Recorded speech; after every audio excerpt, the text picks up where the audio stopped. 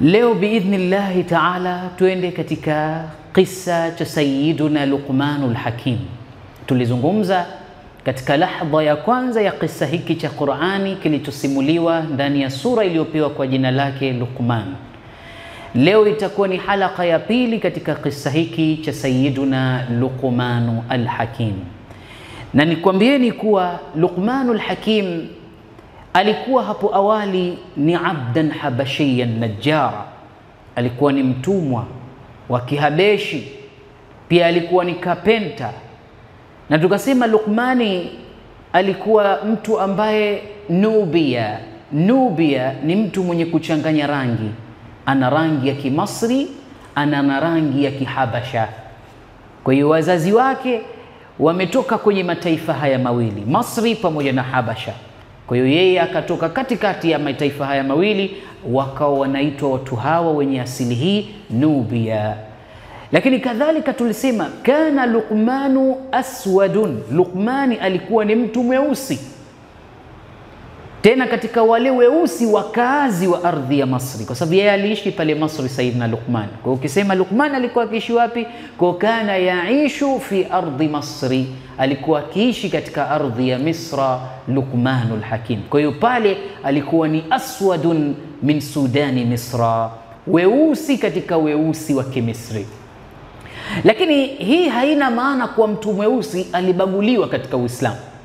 Mtu mweusi hakufanywa chochote, hakuwekwa heshima katika Uislamu, au mtu mweusi ni mtumwa katika Uislamu. La, haina maana hiyo. Mtume aliwahi kuambia watu, hadha aswadun, hadha ahmarun, hadha abyadun, la fadla liajamiyin wala liarabiyi, kullukum adam wa adamu min turab. Mtume alimwambia mtu, unamwona huyu ni mweusi, huyu ni mweupe, huyu ni mwekundu, hakuna ubora wowote katika wao. Mbora wenu ni mtu aliyekuwa mcha Mungu, yani khairukum inda Allah atqakum, mbora wenu mbele ya Mwenyezi Mungu ni mcha Mungu peke yake. Kwa hiyo Luqmanu al-Hakim alikuwa ni katika watu weusi, mpaka mwanachuoni mkubwa Sa'id ibn al-Musayyib siku moja aliletwa kesi, kuna mtu anatukana wenzake kwa sababu kuna watu wanamtukana mtu kwa sababu huyu mtu anayetukanwa ni mweusi.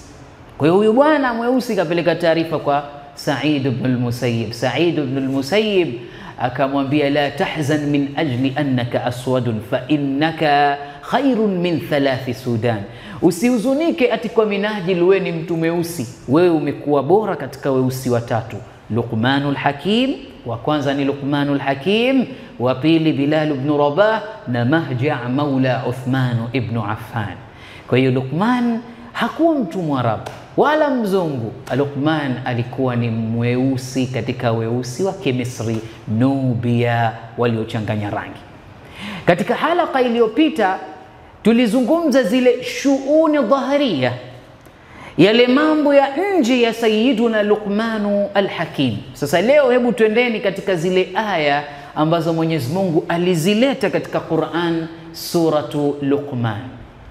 Allah alipotuambia baada a'udhu billahi minash shaitani rajim, wa idh qala Luqmanu libnihi wa huwa ya'idhuhu ya bunay. Lakini aya juu yake ukisoma imeanza vipi? Allah anasema, wa laqad atayna Luqmana alhikmata an ishkur lillah wa man yashkur fa innama yashkuru li nafsihi wa man kafara fa inna Allaha ghaniyyun hamid. Allah anasema walaqad atayna Luqmana alhikma, hakika sisi tumempa Luqmani hekima. Mungu anadhihirisha kwamba Luqmani huyu tumempa hekima, kwa sababu aliyota ndoto Luqman, ndoto yake ilikuwa inamwambia ya Luqmanu, alijiliwa na mjaji akaambiwa, ya Luqmanu inna Allaha khayyaraka baina an-nubuwwa wal hikma, Mungu kakupa uchaguzi baina ya utume na hekima. Akasema fa khayyartu baina dhalika al-hikmata ala an-nubuwwa, nikachagua baina ya viwili vile, hekima na nikaachana na utume. Walimuuliza watu, limadha Kwa nini umefanya hivyo? Anasema law ikhtartu an-nubuwwa la kuntu azmatan linnas, kama ningelichagua utume ningelikuwa na azma, kila mtu ngelitaka aingie katika haki, lakini nimeamua kuchagua hekima. Kwa hiyo mtu mwenye kupendezwa na hekima atafuata, na mtu asiyependezwa na hekima ataziacha. Kwa hiyo hekima iko katika hali ya huku na huku, ukitaka utabeba, usipotaka zile hekima utaziacha. Na Mtume anasema alhikmatu dallatul mu'min ainama wajadaha yazra'uha. Hekima ni kitu kilichompotea muumini. Popote utakapopata chukua hekima hizo. Popote utakapoiona hekima inatolewa, beba zile hekima, kwa sababu dallatul mu'min. Na hekima sio kitu anampewa kila mtu. Mungu anatuambia katika Qur'ani, yu'tal hikmata man yasha wa man yu'tal hikmata faqad utiya khairan kathira. Mtu anayechaguliwa na Mungu ndo anayepewa hekima, sio kila mtu anayepewa hekima. Tena akipewa hekima mtu aliyechaguliwa na Allah hupewa kheri nyingi. Kwa hiyo mitume takriban wote na manabii wamepewa hekima na Allah, lakini sio kila aliyepewa hekima kapewa utume, lakini kila aliyepewa utume kapewa hekima na Allah subhanahu wa ta'ala. Kwa Luqman ni katika watu wema waliopewa hekima na Allah subhanahu wa ta'ala. Kwa hiyo walaqad ataina Luqmana alhikmata an ishkur lillah, hakika tulimpa Luqmani hekima ili apate kumshukuru Mungu kwa neema kubwa ile tuliyokuwa tumempa. Basi waman yashkur fa innama yashkuru li nafsihi, au waman shakara fa innama yashkuru li nafsihi, atakayeshukuru kwa kile alichopewa na Allah, huyo kajishukuria mwenyewe kwa nafsi yake.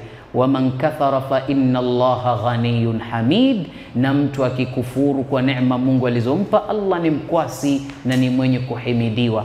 Kwa hiyo hilo halijapunguza kheri yoyote kwa Mwenyezi Mungu Subhanahu wa Ta'ala, kuwa umepewa kitu usijue kushukuru, ukajua kukufuru badili ya kushukuru. Kwa hiyo Luqman katambua fadhila za hekima, kazitumia hekima mahala panapostahili, akawafundisha watu haki, lakini kubwa zaidi akaitumia hekima yake kwa mtoto wake. Ndiko Mungu aliposema kutueleza vipi Luqmani shukrani za hekima alivyozitumia kwa mtoto wake. Vipi Luqmani peo lake au kipawa chake cha hekima alitumia kutengeneza jamii yake. Vipi Luqmani kipawa kile alichopewa na Mwenyezi Mungu alitumia kutengeneza yaliyobomoka katika jamii yake. Na hii iende kwa kila baba, kwa kila mama, kwa kila mwalimu, kwa kila ustadhi, kwa kila shekhe na kila aliyekuwa qaimun ala rijal. Yeye ni kiongozi kwa watu, ana mamlaka, ana nguvu popote pale itakapokuwa. Basi akiona kuna haja ya kutumia hekima na kuna haja ya kutoa wasia wa ulezi au wasia wa busara au wasia wa maendeleo ya watu, basi Luqmanul Hakim aliyomwambia mtoto wake yanafaa kuchukuliwa na watu sisi au wanajamii sisi kwa ajili ya kutengeneza vizazi vilivyokuwa bora. Kwa hiyo Luqmani hapa tutakachokwenda kukisoma mambo yake mawili. Kwanza alhikma allati tu'ta ala ibnihi, hekima ambayo amepewa mtoto wake, yani hekima zile za Luqman amevishwa nazo mtoto. Lakini pia wasiyatu allati awsa biha Luqmanu libnihi, na wasia ambao Luqmani alimpa mtoto wake. Kwa hiyo haya ni mambo mawili, chukua hekima za Luqmani, lakini pia chukua wasia wa Luqmani. Mungu anatuelezea vipi, anatuhadithia vipi? Wa idh qala Luqmanu libnihi wa huwa ya'idhuhu ya bunayya la tushrik billah la tushrik billahi inna ash-shirka la dhulmun adhim. Nakumbuka ewe Muhammad, wa idh qala Luqman, kumbuka Muhammad aliposema Luqmani kumwambia mtoto wake. Mtoto wa Luqman alikuwa anaitwa nani? Mtoto wake Luqman alikuwa anaitwa kwa jina la Tharan. Kwa hiyo huyu tunampata mtoto anaitwa Tharan ibn Luqman. Luqman babake alikuwa anaitwa Mathan. Kwa hiyo Tharan ibn Luqman ibn Mathan. Kwa hiyo mtoto huyu wa Luqman ndiye anayepewa wasia kutoka kwa baba. Vipi mababa wangekuwa wana hekima na wasia mzuri wa kuwapa watoto wao? Unadhani jamii tunazoishi kama leo hizi zilizoharibika, zenye vijana waliopotea, zenye vijana wanaofanya kila linalowezekana kuangusha taifa linalokuja, tukiwaangalia nyuma yao, huenda wazee wao walikosa hekima ya kuwapa hawa watoto juu ya muktadha wa maisha. Sasa hivi muangalie Luqman alivyokuwa na busara, kamweka pembeni mtoto wake na akamwambia mambo mazito. Wa idh qala Luqmanu libnihi wa huwa ya'idhuhu. Tena Luqmani wakati anazungumza na mtoto wake anamuonya, anampa mawaidha. Ukisikia mauidha manake ndani yake kuna kitu, imma ni onyo au amrisho. Ukisikia mauidha, popote patapotolewa mawaidha, basi ndani yake kuna mawili utapata, imma al-amru au naam, imma al-amru bil ma'ruf au nahyu 'anil munkarat. Kuna amrisho la mema au katazo la mabaya. Sasa Luqmani na yeye wa huwa ya'idhuhu, anampa mauidha mtoto wake. Ya bunayya, ewe mwanangu, la tushrik billah, usimshirikishe Allah. Jambo la mwanzo at-tauhid, anamwambia mtoto wake at-tauhid, kuweka wahdaniyatu lillah, kuupwekesha ule upweke wa Mwenyezi Mungu Subhanahu wa Ta'ala. Mungu yuko ni mmoja tu. La tushriku billahi, usimshirikishe Mwenyezi Mungu kwa kitu chochote. Katika kitu Mungu anachukia mno ashirku. Mtume wetu aliambiwa na Allah, Muhammad we, la in ashrakta la yahbatanna amaluka wa la takunanna min alkhasirina. Ukiingia kwenye ushirikina Muhammad, ukitushirikisha sisi wewe, matendo yako ulofanya yote tunaya ignore, tunayapuuza, tunayavunja vunja, tunayafuta yote, yataporomoka yote matendo yako, na wewe utakuwa katika watu waliokula hasara. Mtume alipojua hilo alimuomba Mola wake, Allahumma inni a'udhu bika an ushrika bika shay'an a'lamuhu au la a'lamu. Mungu wangu, najikinga kwako kukushirikisha na jambo lolote ninalolijua au nisilolijua, kwa sababu ashirku la dhulmun adhim. Shirki ni dhulma iliyokuwa kubwa. Inna Allaha la yaghfiru an yushraka bihi wa yaghfiru ma duna dhalika liman yasha. Mwenyezi Mungu hasamehe dhambi ya ushirikina, atasamehe madhambi mengine si dhambi ya ushirikina, kwa sababu hicho kitu Mungu hakutuwekea sisi. Na mtu yoyote atakayemshirikisha Allah, huyu kaingia katika nafasi au katika mipaka ambayo Allah alikataza watu kuingia huko.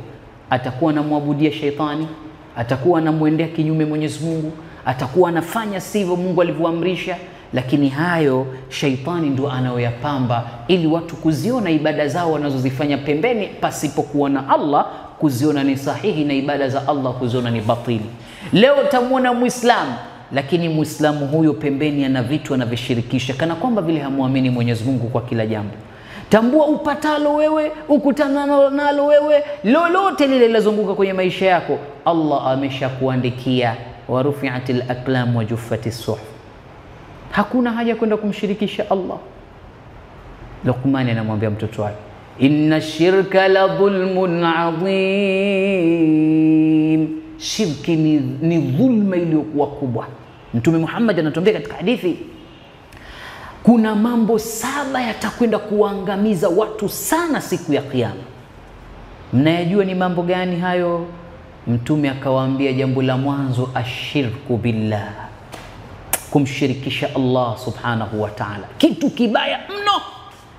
Pale nyumbani waweke watu wako, watoto wako, mke wako, au wewe mke unaisikia ukazungumza na mume wako, au baba au mama au jamii yako iliyokuzunguka, watu wako wa karibu, kama unampata mtu yupo katika ibada ya ushirikina, mwambie dhulma ya ushirikina na mashukio mabaya siku ya Kiyama kwa watu wa shirikina. Kitu kibaya mno. Siku moja Sayyiduna Abdullah ibn Mas'ud alipata nafasi ya kuwa pekee na Mtume Muhammad. Mtume alikuwa yuko sehemu amekaa kitako, Sayyidina Abdullah ibn Mas'ud naye alikuwa yuko chini ya eneo alilokaa Mtume sallallahu alaihi wasallam. Halafu anasema Abdullah ibn Mas'ud, ya Rasulullah, mtume wa Allah, ayu shay'in abghadhu inda Allah, kitu gani kinachukiza sana mbele ya Mwenyezi Mungu Subhanahu wa Ta'ala? Au alimuuliza madhambul akbar, ni lipi dhambi kubwa ewe mtume wa Allah? Mtume akamwambia antaj'ala lillahi niddan wa huwa khalaqak, katika dhambi kubwa mtu akizifanya Mungu hana excuse naye, antaj'ala lillahi niddan, kumshirikisha Mwenyezi Mungu na chengine chochote, wa huwa khalaqak, ilhali amekuumba. Kakuumba Mungu, unakwenda kutafuta kitu chengine cha kukiabudu? Kakuumba Allah, unakwenda kutafuta mambo ambayo sio yake yeye, alafu unakwenda kuyashirikisha? La. Jambo la mwanzo nyumbani kwako, waambie watoto wako, mnakwenda mnarudi, mtakutana na mambo, lakini iyakum washirk, iyakum washirk, ole wenu kuja kushirikisha, ole wenu na dhambi ya ushirikina. Mungu anachukia mno. Inna shirka la dhulmun adhim, shirki ni dhulma iliyokuwa kubwa. Luqman akaendelea, lakini Allah kabla ya kumwacha Luqman aendelee, kuna mambo ameyaweka kati.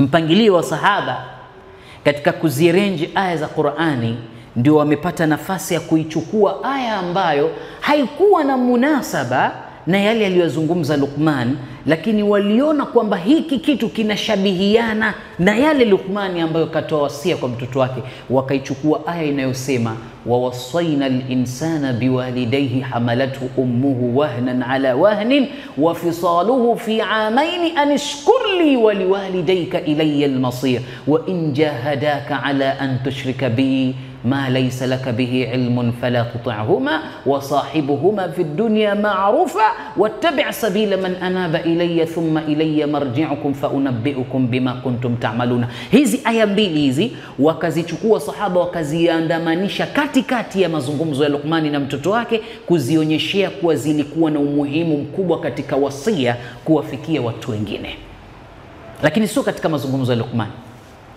Kwa hiyo hapa aya zilizowekwa ambazo hatuwezi kuziskip, lazima tuende nazo. Wa wasaina al-insana biwalidayhi hamalathu ummuhu wahnan ala wahni, kwa hakika tumemuhusia mwanadamu dhidi ya wazazi wake wawili, baba na mama, na hasa huyo mama. Hamalathu ummuhu wahnan ala wahni, kambeba mama yake tabu juu ya tabu. Mama anatembea mpaka anakamata kiuno kwa sababu tumbo limemjaa. Mama anakula vitu ambavyo binadamu wa kawaida hawezi kuvikabili kula. Mama wakati mwingine anaamua kujiangusha chini kutokana na hali nzito anayokutana nayo, mpaka anafika siku ya uchungu, inakuwa nisful maut, anamtoa mtoto katika tumbo lake. Leo unakuwa baina yake, unaishi katika matiti yake, unazunguka kwenye hauli yake, anakutazama kila muda. Wa wasaina al-insana biwalidayhi hamalathu ummuhu, amebebwa na mama yake huyu mtu, wahnan ala wahni, tabu juu ya tabu. Wa fisaluhu fi amain, tena kanyonyeshwa na mama huyo kwa miaka miwili. Mama yuko naye katika kifua chake, kashamweka ndani ya tumbo miezi 9. Sasa anakuja kumkamata mikononi mwake miaka miwili. Yashrabu au yat'amu min baini thadiyaiha, anakula mtoto yule au anakunywa kutokana na matiti ya mama yake mzazi. Wa fisaluhu fi amain, Mungu anasema anishkurli, nishukuruni mimi Mola wenu, waliwalidaika, na uyo mzazi wako na ao wazazi wako wawili. Anishkurli waliwalidaika ilayya almasir, nyinyi nyote, wewe na wazazi wako, mtakuja kwangu mimi. Tabu ya mzee. Mwenyezi Mungu akafika mahala mbali mno kwa kutuambia huyu mzazi wako, kwa shida ambazo mimi nilimkutanisha nazo, hupaswi kumwambia hata kwa sababu anakumbuka alivyokubeba kwa uchungu. Ndo akatuambia wa qadha rabbuka alla ta'budu illa iyyahu wa bilwalidaini ihsana وبالوالدين إحسانا فإما يبلغن عندك الكبر أحدهما أو كلاهما فلا تقل لهما أف ولا تنهرهما وقل لهما قولا كريما. wahfidh janahaka adh-dhulli min ar-rahma wa qur rabbi irhamhuma kama rabbayani saghira. Wahfidh lahuma janahaka adh-dhulli min ar-rahma.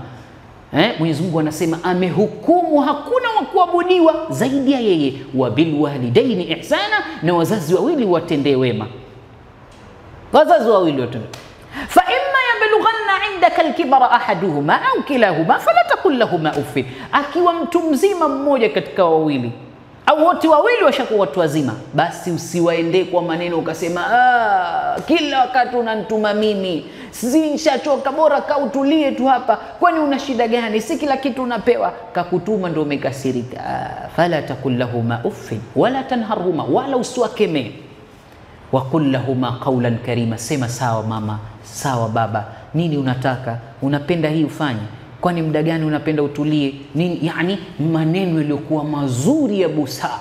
Wahfidh lahuma janahaka adh-dhulli min ar-rahma, tena wafunike kwa bawa la huruma yako. Wa qur rabbi irhamhuma kama rabbayani saghira, pata muda mwambie Mola wako ya rabbi irhamhuma kama rabbayani saghira. Sayyiduna Sulaiman alitambua fadhila za wazazi wake wawili.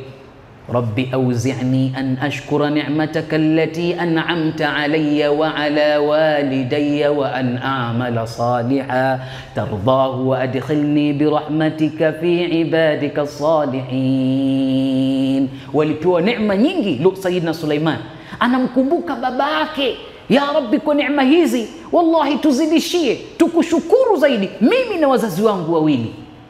Sasa wewe umekuwa nani?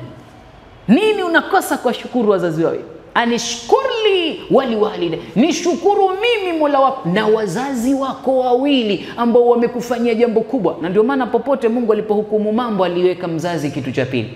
Aya ya Luqman inasema la tushrik billah, alafu aya ya mbele ilikuja vipi? Wa wasaina al-insana biwalidayhi, mzazi kaekwa. Hapa Allah anasema wa qadha rabbuka alla ta'budu illa iyyahu wa bil walidayni ihsana. Katika aya nyingine suratul Nisa, wala tushriku billah wala tushriku bihi shay'a wa bil walidayni ihsana. Yani Mungu kawaweka wazazi baada yake yeye, kwamba wazazi ni kitu kikubwa sana. Ila katika suratul Luqman haya maneno yakaongezwa mengine, wa in jahadaka ala an tushrika bi ma laysa laka bihi ilmun fala tuti'huma. Wazazi wako sasa wakikuchukua na kukupeleka mahala huna elimu napo, wakitaka kukuingiza kwenye ibada sio utaratibu wa Mungu, fala tuti'huma, usiwatii.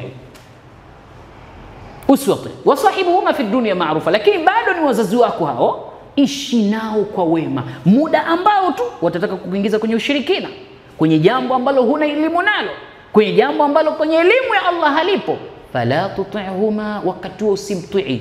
Mwambie baba hapana, mama hapana, hiki si sahihi, mimi usinipeleke huko. Lakini wasahibuhuma fi dunya ma'rufa, ishi nao kwa wema, waamrishe, wakumbushe. Huu ndio utaratibu na nidhamu ya Uislamu wetu. Hii ndio Mungu anavyopendezwa. Achana na haya mambo ya kale. Huu ushirikina hautakupeleka mahala. Sio haya yanayotutibu sisi. Anayetutibu sisi ni Allah. Sio haya atakatupeleka sisi pazuri. Atakitupeleka sisi pazuri ni Allah. Unamfundisha kwa utaratibu mzuri. Hataki basi sahibuhuma fi dunya ma'rufa wattabi' sabila man anaba ilayya, alafu fuata njia ya yule atakayekutambulisha kwetu sisi au kwangu mimi.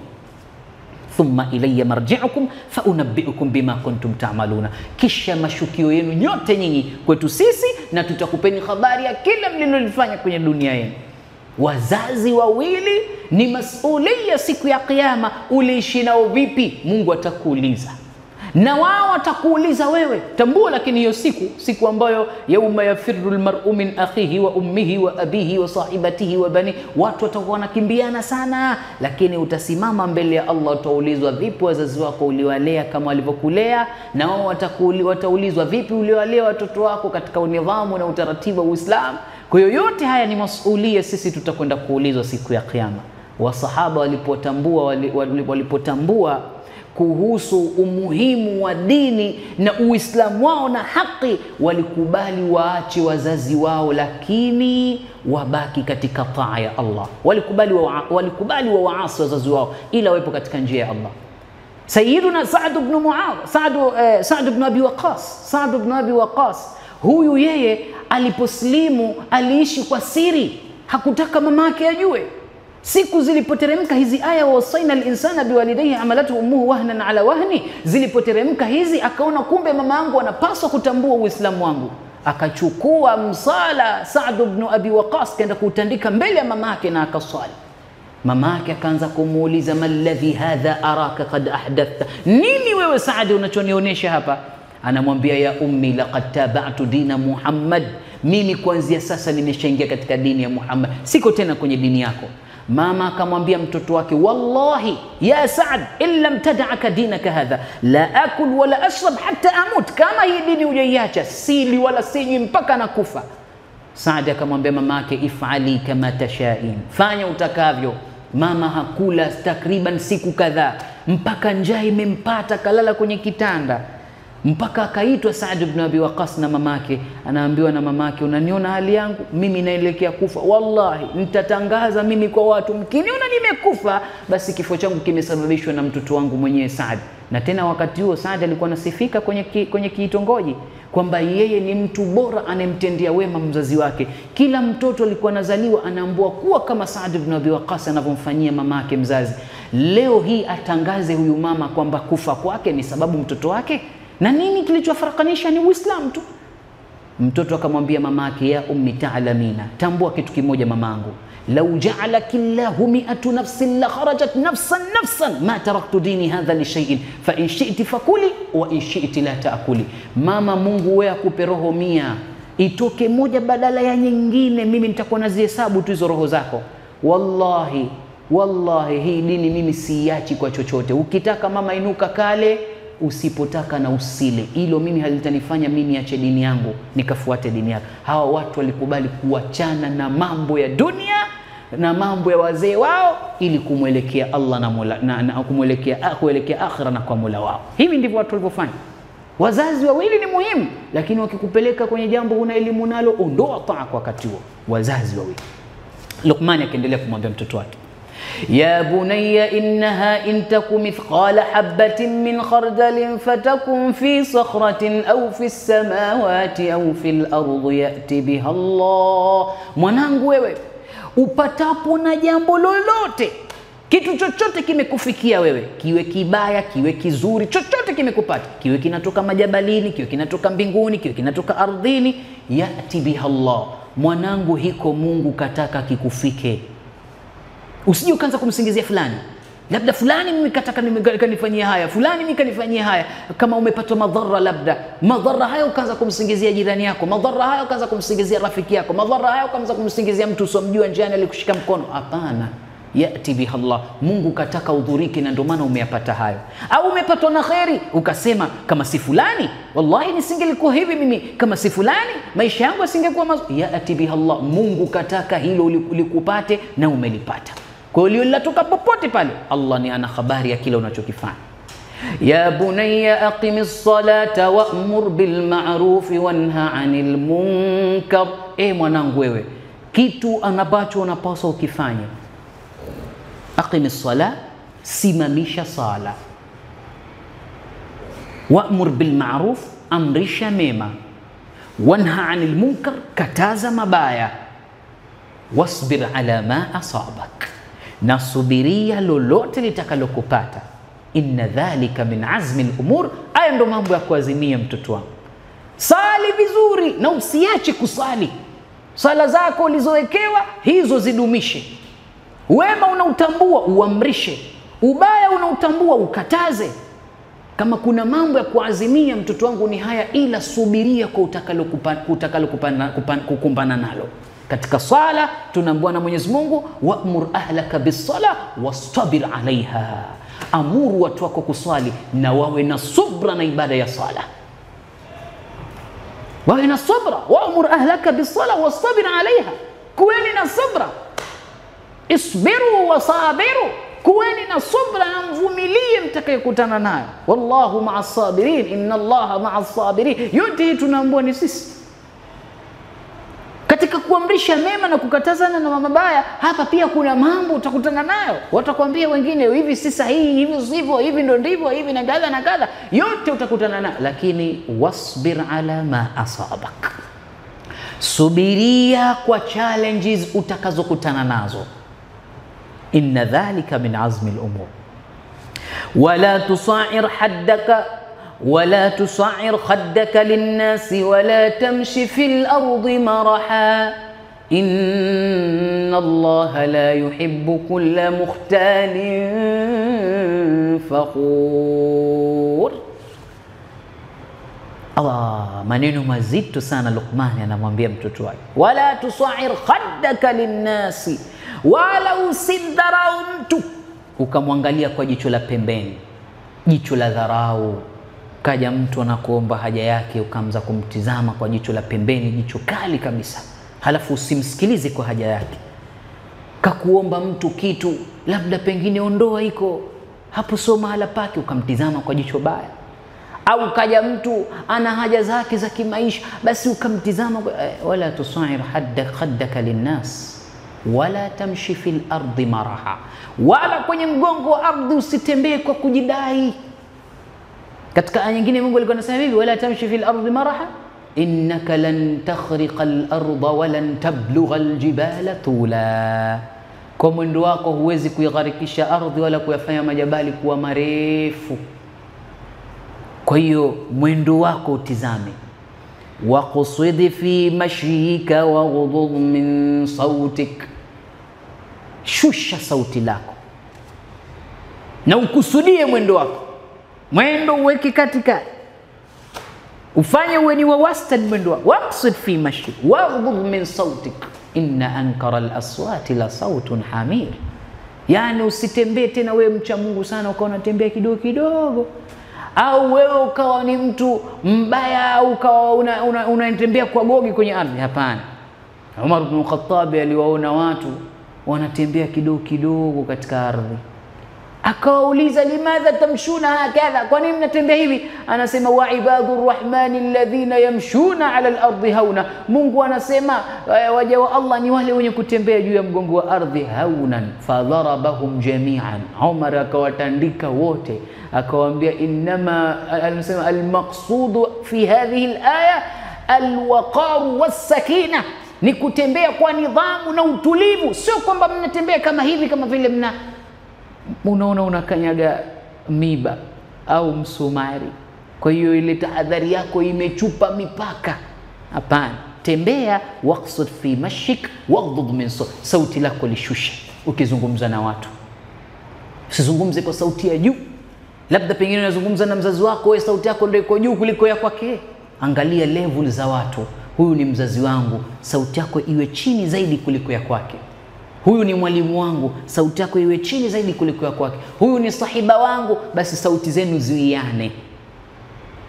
Sio unazungumza kama unagomba, isiyo unazungumza kana kwamba wewe ndo kauli yako ya mwisho. Waqsid fi mashik waghdud min sautik inna ankara al-aswati la sautun hamir.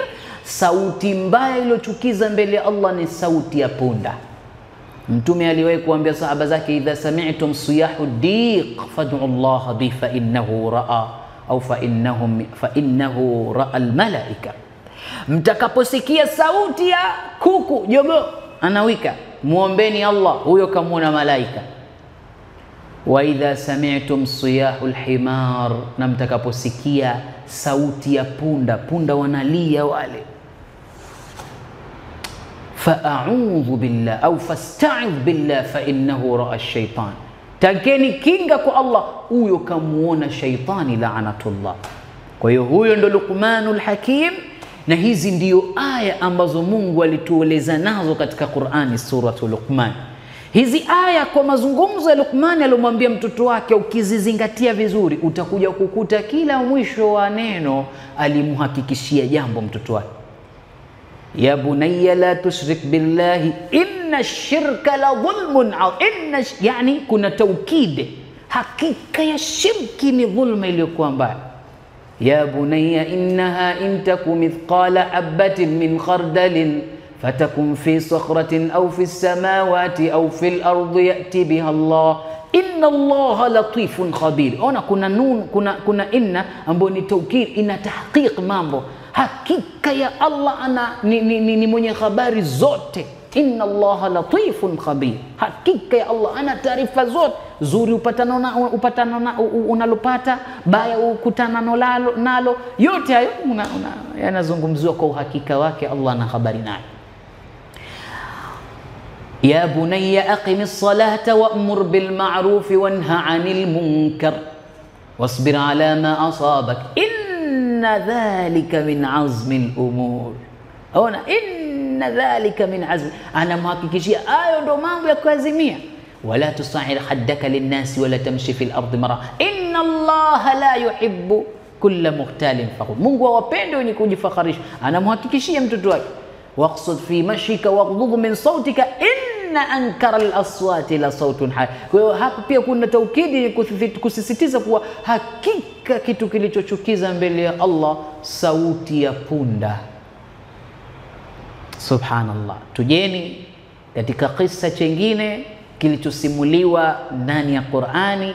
Hii ilikuwa ni hadithi iliyosimuliwa ndani ya Qur'ani ambayo ni hadithi ya Luqman, ikufunze jambo na ikukumbushe mengi katika yale tuliyosoma. Wa ila hadha alqadri aqif, wassalamu alaykum wa rahmatullahi wa barakatuh.